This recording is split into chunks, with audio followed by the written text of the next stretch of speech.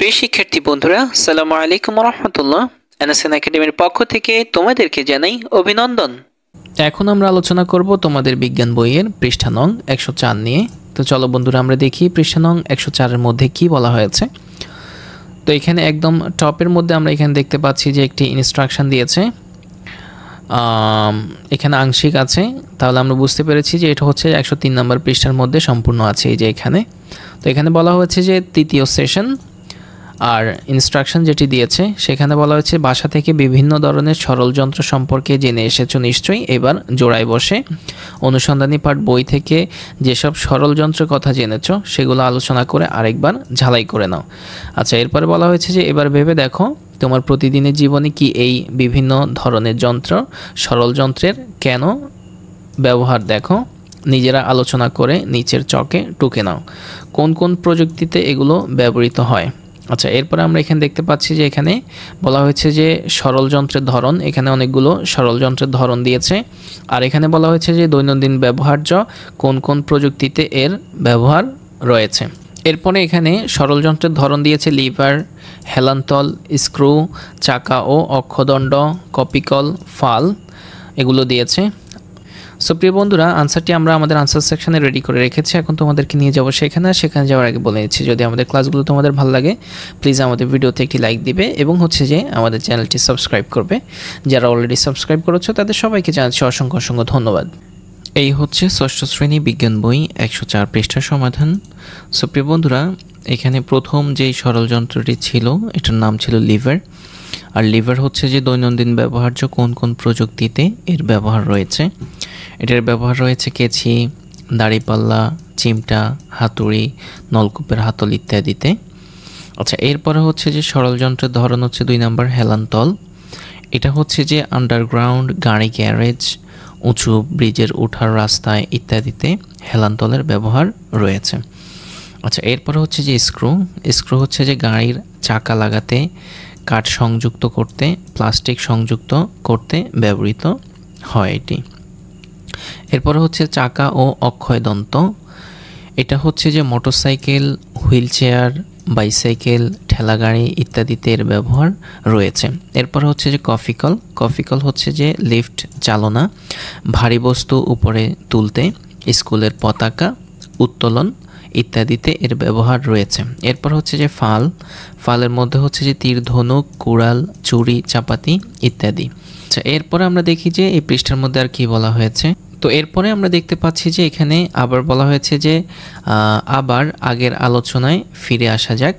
তোমরা তো বিভিন্ন পেশাজীবী কি কি যন্ত্র ব্যবহার করে সে সম্পর্কে তথ্য সংগ্রহ করেছ। এখন ভেবে দেখো তোমরা যে পেশাজীবীর যন্ত্রপাতির কথা উপরের চকে লিখেছ তার মধ্যে কি সরল যন্ত্রের ব্যবহার আছে। এর মধ্যে কোনটা কোন ধরনের সরল যন্ত্রের মধ্যে পড়ে জোড়ায় আলোচনা করে নিচের ছকে লেখো। লেখা হয়ে গেলে ক্লাসের বাকিদের কাছ থেকে শোনো তারা কি লিখেছে। তুমিও যুক্তিসহ নিজের মতামত সবাইকে জানাও। এরপর হচ্ছে যে এখানে আরও একটি চক দিয়েছে, চকের মধ্যে বলা হয়েছে যে কোন ধরনের সরল যন্ত্র। এখানে প্রথমত লিভার দিয়েছে, কফিকল, হেলান্তল, চাকা ও অক্ষ, ফাল, তারপরে স্ক্রু। তো এটি হচ্ছে যে আমাদের ওই আনসার সেকশনের মধ্যে আছে। এখন আমরা তোমাদেরকে দেখিয়ে দিচ্ছি। এই যে এখানের মধ্যে আমরা লিখেছি হচ্ছে কোন ধরনের সরল যন্ত্র। লিভারের মধ্যে আছে কেচি, চিমটা, হাতুড়ি ইত্যাদি। এরপর হচ্ছে যে কফিকল হচ্ছে কি ভারী বস্তু উপরে তোলার যন্ত্র, ক্রেন এগুলো। এরপর হচ্ছে যে হেলানোতল, এগুলো হচ্ছে উঁচু ব্রিজের ওঠার রাস্তায়। এরপর হচ্ছে চাকা ও অক্ষদণ্ড, আচ্ছা যাকে এখানে অক্ষ দিয়েছে, তো এটা হচ্ছে ঠেলা গাড়ি, ঘোড়ার গাড়ি ইত্যাদি। এরপর হচ্ছে যে ফালের মধ্যে হচ্ছে তীর, ধনুক, ছুরি, ব্লেড ইত্যাদি। স্ক্রু হচ্ছে যে স্ক্রু গজ ইত্যাদি। সো প্রিয় বন্ধুরা, এটি ছিল হচ্ছে যে তোমাদের 104 পৃষ্ঠার সমাধান। আশা করি তোমরা বুঝতে পেরেছো। আর আমাদের সঙ্গে থাকার জন্য তোমাদেরকে অসংখ্য অসংখ্য ধন্যবাদ। এখন আমরা আলোচনা করব তোমাদের বিজ্ঞান বইয়ের পৃষ্ঠা নং 105 নিয়ে। তো চলো বন্ধুরা আমরা দেখি 105 পৃষ্ঠার মধ্যে কি বলা হয়েছে। এখানে একদম শুরুতে আমরা দেখতে পাচ্ছি যে এখানে বলা হয়েছে যে বাড়ির কাজ। তারপর এখানে একটি ইনস্ট্রাকশন দিয়েছে যে তোমাদের বাড়িতেও একটু খেয়াল করলে দেখবে অনেক ধরনের সরল যন্ত্র আছে। আজ বাসায় গিয়ে সেগুলো খুঁজে বের করে নিচের ছকটা পূরণ করবে। একটি উদাহরণ দেওয়া হলো। আচ্ছা, এরপরে বলা হয়েছে যে আর পরের সেশনের জন্য যে কোনো 3 ধরনের সরল যন্ত্র বিদ্যালয়ে নিয়ে আসবে। আনার সময় যন্ত্রগুলোতে তোমার নিজের নাম অথবা রোল লিখে নিতে পারো যাতে অন্যদের সঙ্গে মিশে না যায়। আবার বাড়িতে ফেরত নিয়ে যেতে হবে তো। আচ্ছা, তো এরপরে হচ্ছে যে এই চকটি এখানে দেওয়া হয়েছে যে সরল যন্ত্রের নাম একটি তারা দিয়ে দিয়েছে, এটা ধরন, তারপর হচ্ছে যে কাজে ব্যবহৃত হয়, আর আমাদেরকে বাকিগুলো ফিল আপ করতে হবে। চতুর্থ সেশন। এই সেশনের শুরুতেই শ্রেণীকক্ষে কয়েকটি বেঞ্চ সাজিয়ে নিয়ে তোমাদের বাড়ি থেকে আনা সরল যন্ত্রগুলো সাজিয়ে রাখো। সাজানোর সময় সরল যন্ত্রগুলোর ধরন অনুযায়ী, অর্থাৎ সব লিভারগুলো একটা নির্দিষ্ট জায়গাতে, সব কপিকলগুলো একটা নির্দিষ্ট জায়গাতে, এভাবে অন্য ধরনগুলোকে গ্রুপে করে সাজাও। আচ্ছা, এরপরে বলা হয়েছে যে প্রত্যেকে সরল যন্ত্রগুলোকে খুব ভালো করে পর্যবেক্ষণ করো। সবগুলো যন্ত্রই কি একরকম? যে কয়েকটি স্ক্রুড্রাইভার কিংবা কাছি এসেছে সেগুলোকে দেখে কি মনে হচ্ছে সবগুলো একই রকম নয়? তাহলে কেন? আবার আকৃতির পার্থক্য নিশ্চয়ই দেখতে পাচ্ছ। তাহলে কাজ করার ক্ষেত্রেও কি আকার আকৃতির বিশেষ কোনো সুবিধা দেয়? সো প্রিয় বন্ধুরা, এটি হচ্ছে যে আমরা আমাদের আনসার সেকশনে খুবই সুন্দরভাবে সাজিয়ে রেখেছি। আর সেখানে যাওয়ার আগে তোমাদেরকে বলে নিচ্ছি, যদি আমাদের ক্লাসগুলো তোমাদের ভালো লাগে প্লিজ আমাদের ভিডিওতে একটি লাইক দিবে এবং হচ্ছে যে আমাদের চ্যানেলটি সাবস্ক্রাইব করবে। এই হচ্ছে ষষ্ঠ শ্রেণী বিজ্ঞান বই 105 পৃষ্ঠার সমাধান। সো প্রিয় বন্ধুরা, এখানে বলা হয়েছে যে প্রথমত একটি তারা করে দিয়েছে যে সরল যন্ত্রের নাম, তারা চাকু দিয়েছে, এটির ধরন হচ্ছে যে ফাল, তারপরে যে কাজে ব্যবহৃত এটি হচ্ছে যে ফল কাটতে ব্যবহৃত হয়। তো 2 নম্বরে আমরা দিয়েছি হচ্ছে সেলাই মেশিন, এটি হচ্ছে চাকা ও অক্ষদণ্ড ধরন, আর যে কাজে ব্যবহৃত হয় কাপড় সেলাই করতে। এরপরে 3 নম্বরে আমরা দিয়েছি হচ্ছে লিফট, লিফট হচ্ছে যে ধরন কফিকল, আর এটা হচ্ছে যে কাজে ব্যবহৃত হয় ভর উত্তোলনের জন্য। তারপরে 4 নাম্বার হচ্ছে আমরা দিয়েছি জাতি, জাতি হচ্ছে ধরনটা ফাল, তারপরে যে কাজে ব্যবহৃত এটি হচ্ছে সুপারি কাটতে। এরপরে হচ্ছে যে 5 নাম্বার দা বটি, এটা ওইগুলো হচ্ছে যে কি ধরনটা ফাল, তরকারি কাটতে ব্যবহৃত হয়। আচ্ছা, এরপরে 6 নাম্বারে আমরা দিয়েছি ঢেকি, ঢেকি হচ্ছে যে ধরনটা লিভার, আর এটা হচ্ছে ধান চাল বানতে এটা ব্যবহৃত হয়। আচ্ছা, এরপরে 7 নাম্বারে হচ্ছে কেঁচি, কেঁচির ধরনটা হচ্ছে যে ফাল, আর এটি যে কাজে ব্যবহৃত হয় সেটা হচ্ছে যে কাপড় কাটতে ব্যবহৃত হয়। সো প্রিয় বন্ধুরা, এটি ছিল হচ্ছে তোমাদের 105 পৃষ্ঠার সমাধান। আশা করি তোমরা বুঝতে পেরেছো, আর আমাদের সঙ্গে থাকার জন্য তোমাদেরকে অসংখ্য অসংখ্য ধন্যবাদ। এখন আমরা আলোচনা করব তোমাদের বিজ্ঞান বইয়ের পৃষ্ঠা নং 106 নিয়ে।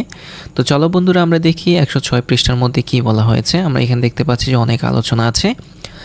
তো এর আগে হচ্ছে যে এখানে একটি চক দিয়েছে, চকটি আমরা ফিল আপ করে নিচ্ছি। আর চকের কোনো ইনস্ট্রাকশন এখানে দেয়া নেই, আমরা বুঝতে পেরেছি যে এর আগের পৃষ্ঠায় এটি দেখতে হবে। তো এখানে হচ্ছে যে 105 পৃষ্ঠার মধ্যে তোমাদেরকে বলা হয়েছে যে চতুর্থ সেশন। এই সেশনের শুরুতেই শ্রেণীকক্ষে কয়েকটি বেঞ্চ সাজিয়ে নিয়ে তোমাদের বাড়ি থেকে আনা সরল যন্ত্রগুলো সাজিয়ে রাখো। সাজানোর সময় সরল যন্ত্রগুলোর ধরন অনুযায়ী, অর্থাৎ সব লিভারগুলো একটা নির্দিষ্ট জায়গাতে, সব কপিকলগুলো একটা নির্দিষ্ট জায়গাতে, এভাবে অন্য ধরনগুলোকে গ্রুপে করে সাজাও। আচ্ছা, এরপরে বলা হয়েছে যে প্রত্যেকে সরল যন্ত্রগুলোকে খুব ভালো করে পর্যবেক্ষণ করো। সবগুলো যন্ত্রই কি একরকম?